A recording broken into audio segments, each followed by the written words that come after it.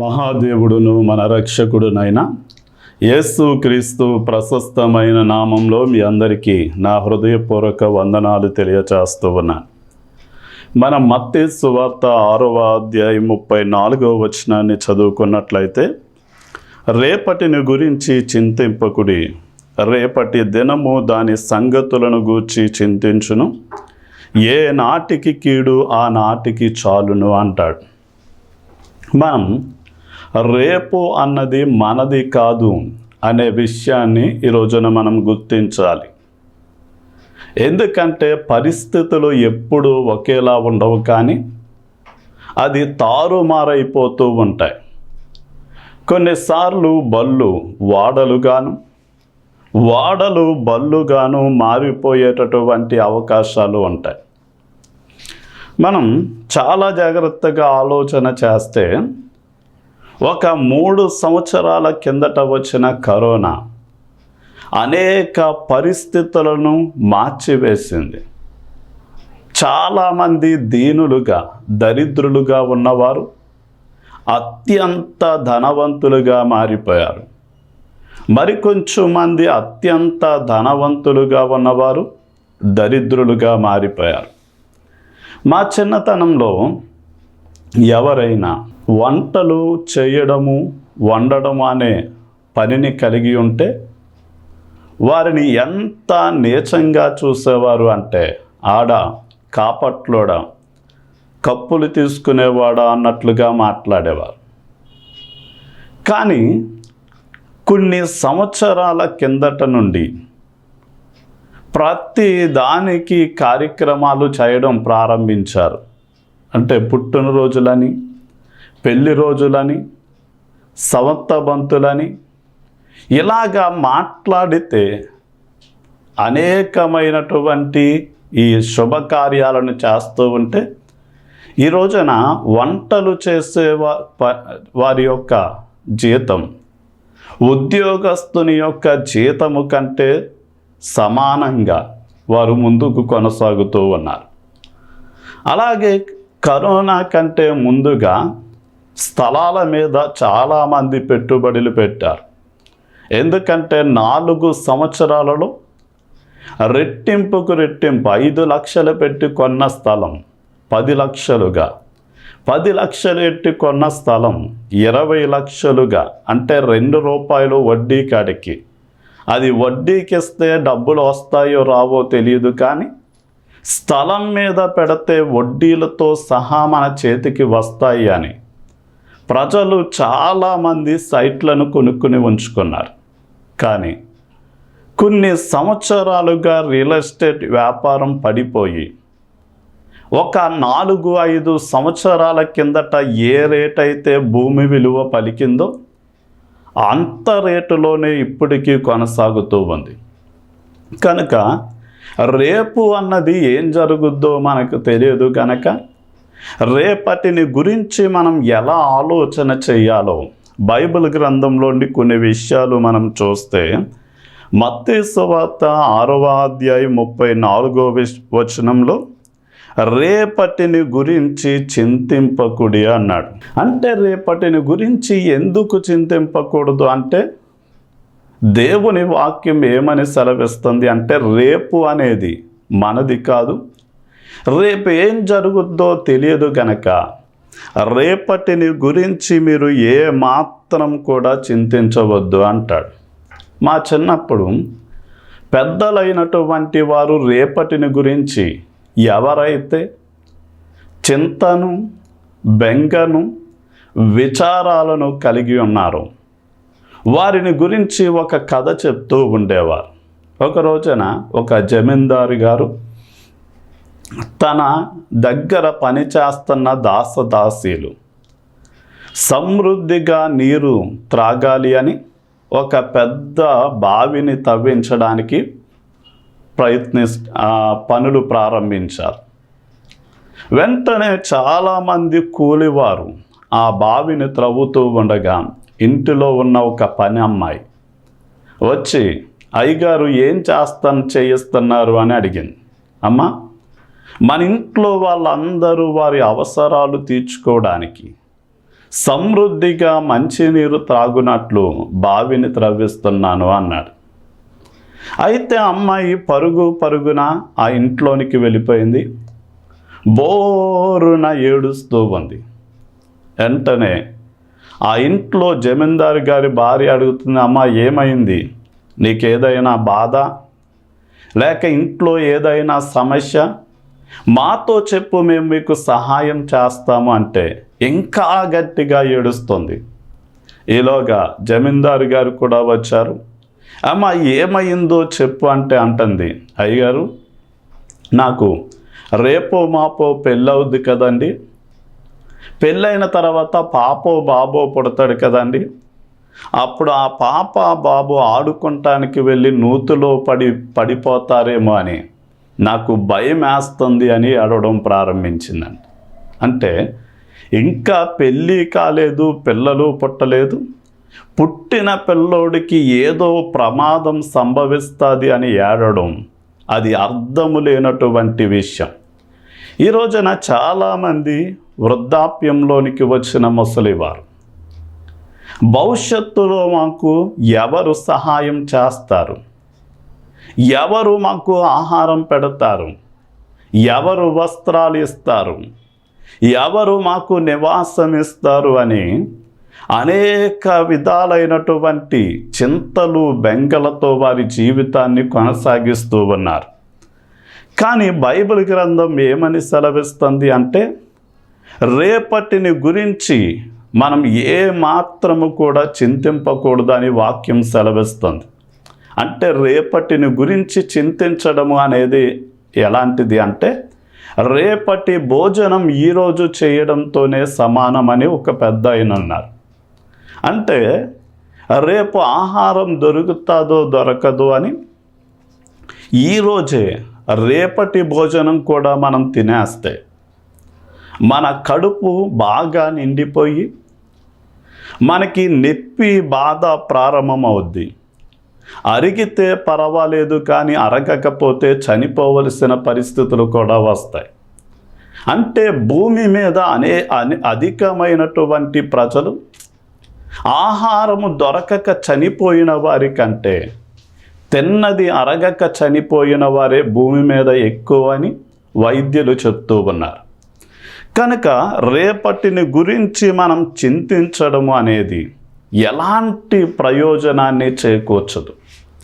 ఈ రోజున చాలామంది వారి ఆయుష్ పొడిగించుకోవాలి అని వేల రూపాయలు ఖర్చు పెట్టి ప్రోటీన్లు ఉన్నటువంటి ఆహారాన్ని తీసుకుంటున్నారు. ఉదయాన్నే చీకటిలోతో లేచి వ్యాయామాలు చేస్తున్నారు. అలాగే ఎన్నో జాగ్రత్తలు వైద్యుల సలహా సూచనల మేరకు జీవిస్తున్నారు. కానీ బైబిల్ గ్రంథం ఏమని సెలవిస్తుంది అంటే, మీరు చేసేటటువంటి ప్రయత్నాల ద్వారా మీ ఎత్తు బెత్తడంత ఎక్కువ చేసుకోలేరు. మీరు చేసే ప్రయత్నాల ద్వారా మీ ఆయుష్ను బెత్తడంతైనా మీరు పొడిగించుకోలేరు అని వాక్యం సెలవిస్తుంది. అంటే మనం ఎంత ఎత్తు ఉండాలి అని దేవుడు మనల్ని డిజైన్ చేశాడు. మనం ఏడ్చి గోల పెట్టి ఎన్నో ప్రయత్నాల ద్వారా మన ఎత్తును బెత్తడంతా అయినా ఎక్కువ చేసుకోలేం. మనం తీసుకున్న ఎన్నో జాగ్రత్తల ద్వారా మనకు దేవుడు ఇచ్చిన ఆయుష్ కంటే బెత్తడంత ఆయుష్ను కూడా మనం అధికంగా చేసుకోలేము. గనక తక్కువైన వాటినే మనము సాధించలేనప్పుడు మిగతా వాటి గురించి మనం చింతించడము అనేది ఎలాంటిది అంటే, మనము దేవుని పట్ల తప్పుగాను ఆయన్ని అగౌరవపరిచిన వారితోనూ సమానంగా ఆ విషయాలు ఎంచబడతాయి. కనుక మనం అన్ని విషయాలలో రేపటిని గురించి చింతించడం మానేసి రేపటిని గురించి దేవుని మీద మనం ఆధారపడాలి. ఉదాహరణకి, నిజమైనటువంటి దేవుడైన యేసుక్రీస్తు వారు ఎరగని వారు ఏమి తిందుమా, ఏమి త్రాగుదుమా అని, ఏమి ధరించుకుందుమా అని వారి భౌతిక అవసరాలను గురించి మాత్రమే ఆలోచించి చింతపడుతూ ఉంటారు. కానీ ఈ రోజున మనకు దేవుడు చేస్తున్న వాగ్దానం ఏంటి అంటే, మీరు ఆకాశ పక్షులను చూడండి, అవి విత్తవు, అవి కోయవు, పంటను గోదాములలో దాచుకోవు, కానీ ఆకాశ పక్షులకు, భూజంతువులకు, సముద్ర జలచరములకు ఏ నాటికి కావలసిన ఆహారము ఆ నాటికి ఇచ్చి వాటన్నిటినీ పోషిస్తున్న దేవుడు నిన్ను కూడా పోషిస్తాడు గనక, అది విశ్వసించి దేవుని మీద ఆధారపడితే ఆయన గుప్పిలి విప్పి సమస్త జీవరాశుల కోరిక తృప్తిపరిచే దేవుడు నీ కోరికను కూడా ఆయన తీరుస్తాడు. అలాగే మనం అడవి పువ్వులను మనం ఆలోచన చేస్తే అవి ఉదయమే పుష్పిస్తాయి. మధ్యాహ్న కాలానికి ఎండ తీవ్రత ఎక్కువై గడ్డి ఎండి పువ్వు వాడిపోయి రాలిపోద్ది. అంటే ఉదయాన్న పుష్పించి సాయంత్రానికి వాడి రాలిపోయే పువ్వునే దేవుడు అంత సుందరముగా అలంకరిస్తే, దేవుణ్ణి నమ్మి ఆయన నీతి రాజ్య విస్తరణ కోసం ఎవరైతే బ్రతుకుతూ ఉన్నారో వారిని అంతకంటే అందముగా సుందరముగా దేవుడు అలంకరిస్తాడు అన్న సత్యం మనము గ్రహించగలిగితే గనక, మనం ఏ మాత్రము కూడా చింతించవలసిన విషయాలు మన మదిలోనికి మన కళ్ళ ముందుకు వచ్చినప్పటికీ ప్రార్థన ద్వారా మన చింత యావత్తును కూడా ఆయన మీద వేసి మనం ఏం చేస్తాము అంటే, మన ప్రతి అవసరాలు దేవుని దగ్గర నుండి పొందుకుంటాం. మన జీవితాన్ని అందముగా సుందరముగా ఆయన అలంకరిస్తాడు. మనం సామెతల గ్రంథం 27వ అధ్యాయం 1వ వచనాన్ని గనక మనం చదివినట్లయితే, రేపటిని దినమును గూర్చి అతిశయపడకుము, ఏ దినమున ఏది సంభవించునో అది నీకు తెలియదు అంటాడు. రేపటి దినమును గూర్చి అతిశయించొద్దు అంటే, ఇందాక రేపటి దినమును గురించి చింతించవద్దు అన్నాడు. ఈ వాక్యంలో రేపటి దినమును గురించి ఏ మాత్రం గర్వించవద్దు, అతిశయించవద్దు అంటున్నాడు. నేను కేరళ రాష్ట్రం వెళ్ళినప్పుడు మా యొక్క స్కూల్ డైరెక్టర్ గారు వాళ్ళ అన్నయ్య గారిని ఆ యొక్క హాస్పిటల్లో అడ్మిట్ చేసినప్పుడు వారికి రక్తం అవసరమైంది. బ్లడ్ ఎవరిస్తారు అంటే, మేము కొంచెం మంది విద్యార్థులం, మేము ఇస్తామని ముందుకు వచ్చాం. అలాంటి సమయంలో మా కాలేజీ నడిపిస్తున్నటువంటి అధికారులైనటువంటి వారు మమ్మల్ని కారులో ఎక్కించుకుని తీసుకెళ్తూ ఉండగా, కొచ్చి సిటీ వచ్చేసరికి అక్కడ ఒక వంతెన మీద నుండి దిగుతూ ఉండగా మా యొక్క కాలేజీని నిర్వహిస్తున్న డైరెక్టర్ గారు, ఇదిగో ఆ బ్రిడ్జి కిందే ఉన్న ఒక బిల్డింగ్ను చూడమన్నాడు. మేము చూసేసరికి అది మంచి సిటీ నడిబొడ్డులో ఆకాశమునంటే అంత అన్నట్లుగా చాలా స్టేర్ల పెద్ద బిల్డింగ్, కానీ అది ఎండకు ఎండి వర్షానికి తడిచి అది అంతా నల్లగా గారట్టి మొక్కలు పెరిగి ఉన్నాయి. ఏంటి అని అడిగినప్పుడు ఆయన అంటున్నాడు, ఇదిగో ఒక అత్యంత ధనవంతుడు ఈ సిటీ మెయిన్ నడిబొడ్డులో స్థలాన్ని తీసుకుని ఇన్ని స్టేర్ల బిల్డింగును నిర్మాణం చేసిన తర్వాత అది రేపో మాపో ఓపెనింగ్ చేద్దామని చూస్తూ ఉన్న సమయంలో అది కొంచెము ఒరిగింది. ఒరిగిన వెంటనే అది కాంట్రాక్టర్ల దగ్గరికి వెళ్తే మేమేం చేయలేమన్నారు. ఆ వాండర్ గారు బిల్డింగ్ అత్యంత పైకెక్కి అక్కడ రూములో ఉరేసుకుని చనిపోయాడు అని చెప్పారు. అంటే రేపటి దినం ఏం జరుగుద్దో మనకు తెలియదు గనక, రేపటి దినమున నా భవిష్యత్తు బాగుంటుంది అని సాటి వ్యక్తిని నీచంగా అగౌరవంగా చూడడానికి వీల్లేదు. ఎందుకంటే రేపు అనేది మన జీవితంలో ఏం సంభవిస్తుందో కూడా మనకు తెలియదు. బైబిల్ గ్రంథంలో కొంచెం మంది వ్యాపారస్తులు వారు ఎలా వ్యవహరిస్తున్నారు అంటే, దేవుడు లేకుండానే మాకున్న జ్ఞానం ద్వారా, మాకున్నటువంటి శక్తి సామర్థ్యము ద్వారా, మాకున్న వ్యాపారంలో నైపుణ్యత ద్వారా మేము ఒకానొక పట్టణానికి వెళ్తాం. అక్కడ 1 సంవత్సరము 2-3 సంవత్సరాలు ఉండి లక్షల రూపాయలు మేము సంపాదించగలమని గర్వంగా మాట్లాడారు. కనుక అలాంటి వారితో దేవుడు సెలవిచ్చే మాట ఏంటి అంటే, మీరు రేపటి దినమును గురించి ఏ మాత్రము కూడా గర్వించడం మంచిది కాదు అని ఆయన సెలవిచ్చారు. ఎందుకో ఒక ఉదాహరణ చెప్తాను, వినండి. ఒక ధనవంతుడు, యేసుక్రీస్తు వారే స్వయంగా ఈ ఉపమానం చెప్పారు. అతడు తనకున్న పొలంలో పంట వేయించాడు. అది విస్తారమైన పంటను దిగుమతి చేసింది.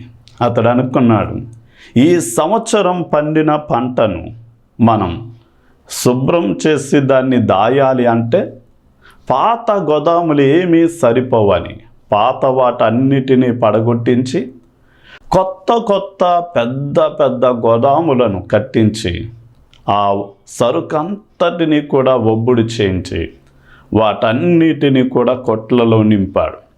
నింపి ఆ రోజు రాత్రి అతడు భోజనం బల్ల దగ్గర కూర్చుని అంటున్నాడు, నా ప్రాణమా తిను, త్రాగు, సుఖించు, సంవత్సరాలు కూర్చొని తిన్నా తరగని ఆస్తిని నీ కోసం సమకూర్చాను అని మాట్లాడుతాను. ఇది వింటున్నటువంటి దేవుడు అంటున్నాడు, ఓ ఎర్రివాడ, ఈ రాత్రే నేను నీ ప్రాణాన్ని అడుగుతూ ఉన్నాను.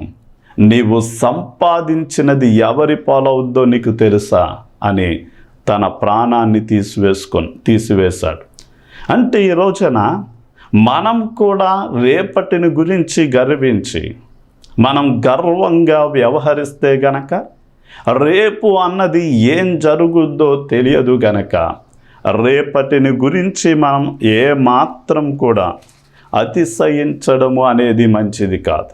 మరి రేపటిని గురించి మనం ఏం చేయాలి అంటే ప్రభువు మీద ఆధారపడి బ్రతకడం అనేది చేయాలి.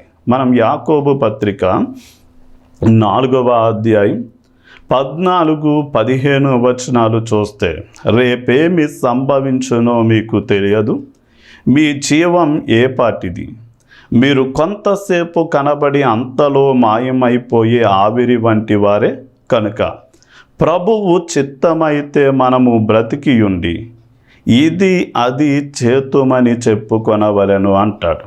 అంటే ఇంతకు ముందు చెప్పాను, కొంచెం మంది వ్యాపారస్తులు మేము ఒకానొక పట్టణానికి వెళ్ళి కొన్ని సంవత్సరాలు ఉండి లక్షలు సంపాదించగలమని గర్వంగా మాట్లాడుతూ ఉండగా భక్తుడైన యాకోబు ద్వారా దేవుడు ఈ పత్రికను రాస్తూ అంటాడు, మీ జీవం ఏ పాటిది, మీరు ఇంతలో కనబడి అంతలో మాయమైపోయే ఆవిరి వంటి వారు అన్నాడు. ఈ రోజున మానవ జీవితం ఎంత అల్పమైనది అంటే నీటి మీద పుట్టినటువంటి ఆవిరి బుడగ వంటిది. అది ఎంతసేపు ఉంటుంది అని ఎవరైనా గ్యారెంటీ ఇవ్వగలరా అంటే ఎవ్వరు కూడా గ్యారెంటీ ఇవ్వలేరు. అందుకనే మనం కొనే మంచానికైనా గ్యారెంటీ ఉంటుందేమో కానీ మనిషికి గ్యారెంటీ ఉండదు. మనం కొనేటటువంటి చిన్న గుండె సూదికి గ్యారెంటీ ఉంటుందేమో కానీ మనిషి యొక్క గుండెకు గ్యారెంటీ లేదు. కనుక మన బ్రతుకులు గ్యారెంటీ లేని చాలా అల్పమైనవి, స్వల్పమైనవి. మనం ఎంతసేపు ఉంటామో మనకు తెలియదు. కనుక ఏ విషయము మనము భవిష్యత్తులో రేపు చేయవలసి వచ్చినా మనం ఏమని దేవుని మీద ఆధారపడాలి అంటే, ప్రభువా నీవు నాకు ఆయుష్ ఇస్తే, నీవు నాకు ఆ పని చేయడానికి అనుమతిస్తే నేను దాన్ని చేయగలనని దేవుని మీద ఆధారపడి ఎవరితోనైనా మాట్లాడేటప్పుడు నా దేవుడు నాకు ఆయుష్ ఇస్తే, నా దేవుడు నాకు ఇది చేసేటటువంటి అవకాశాన్ని, అనుకూలతను కల్పిస్తే నేను ఒక ఇల్లు కట్టాలనుకుంటున్నాను, ఒక పెళ్ళి చెయ్యాలనుకుంటున్నాను, అది ఇది చెయ్యాలనుకుంటున్నాను అని రేపటిని గురించి ప్రభువు మీద ఆధారపడి మనం ఏం చేయాలి అంటే బ్రతకాలి. మనం అపోస్తుల కార్యగ్రంథం 21వ అధ్యాయం 14వ వచనం చదివితే, పౌలు ఆయా ప్రదేశాల్లో సంచరించి ఫిలిప్పు అనేటటువంటి ఒక సేవకుని ఇంటికి వచ్చాడు. అతనికి 4 కుమార్తెలు ఉన్నారు. వారు దేవుని యొక్క ప్రవక్తినీలుగా వారు జీవిస్తున్నారు.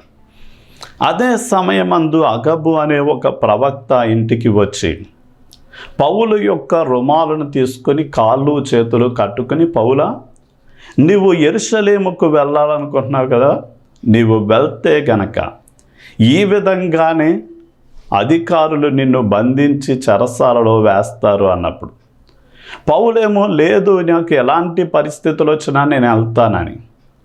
ప్రజలేమో ఆ వార్త విని నీవు ఏ మాత్రం కూడా యెరూషలేము వెళ్ళడానికి వీల్లేదని పట్టుపట్టారు.